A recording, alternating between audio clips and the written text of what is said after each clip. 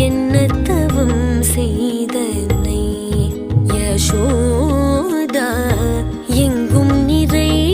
பரபிரம்மம் அம்மா என்றழைக்க என்ன தவம் செய்தனை யசோதா எங்கும் நிறை பரபிரம்மம் அம்மா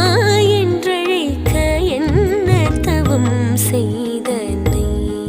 யசோதா